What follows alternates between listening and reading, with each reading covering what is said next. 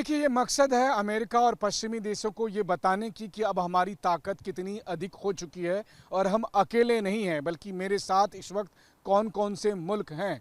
और यही बात सबसे इम्पोर्टेंट है, ख़ास करके आज के संदर्भ में, जब अमेरिका ने टैरिफ नीति अपनाई और जिसकी वजह से भारत जैसे सहयोगियों के साथ भी रिश्ते डोनाल्ड ट्रंप ने ख़राब करवाए। और या फिर न केवल भारत बल्कि अमेरिका के जो तमाम सहयोगी देश थे, फिर चाहे वो जापान की बात करें, दक्षिण कोरिया की बात करें, या यूरोप के देशों की बात करें, या कनाडा के साथ बात करें, वहीं उसके ठीक दूसरी तरफ रूस, चीन एक साथ न केवल हुए बल्कि बहुत से दूसरे देशों को भी एकजुट किया। हमने 2 दिन पहले की तस्वीरें पूरी दुनिया को दिखाई, जब भारत के प्रधानमंत्री नरेंद्र मोदी भी चीन के तियानजिन में आए थे इस सम्मेलन में, और तब रूस, चीन, भारत की एक नई तिकड़ी को दुनिया देख रही थी। तो एक साफ संदेश यही है कि ये है हमारी ताकत। और अब जो अमेरिकी वर्चस्व था या पश्चिमी देशों का जो वर्चस्व था बीते कुछ आप कहें तो 100-200 साल का, वो पूरी तरह से खत्म हो गया है। तो उसी ताकत को दिखाने की कोशिश है इस मिलिट्री परेड के नाम पर।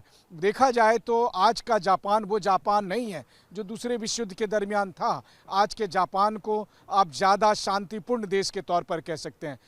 इसमें कोई दो राय नहीं कि जो इनका इंफ्रास्ट्रक्चर है वो आज विश्व स्तरीय है। अमेरिका के भी बहुत से शहर, यानी कि मैं कहूँ तो न्यूयॉर्क और सिएटल और दूसरे शहरों में की तुलना की जाए तो उससे बेहतर इंफ्रास्ट्रक्चर के साथ न केवल बीजिंग और शंघाई बल्कि चीन के जो दूसरे और तीसरे स्टेज के शहर हैं वो उनसे बेहतर इंफ्रास्ट्रक्चर के साथ आज यहाँ पर खड़े हैं। आज आप जब बीजिंग के शहरों में आते हैं, बीजिंग की गलियों में आते हैं, तो आपको लगता है कि ये एक नया देश है, एक ऐसा देश जो यूरोप से, अमेरिका से ज़्यादा मॉडर्न है। और इस मॉडर्न और इंफ्रास्ट्रक्चर वाले शहर के साथ, इन देश के साथ अब चीन तैयार है अमेरिका को टक्कर देने के लिए, पश्चिमी देशों को टक्कर देने के लिए। तो अभी फ़िलहाल चूंकि चीन और अमेरिका के बीच कोई सीधी लड़ाई नहीं हुई थी, तो एक प्रतीक के तौर पर जापान को रखा गया है। उस जापान को जो दूसरे विश्व युद्ध में जर्मनी और इटली के साथ था, उस जापान को जिसने उस वक्त सोचा था कि वो चीन पर कब्जा कर लेगा। दिलचस्प बात यह भी है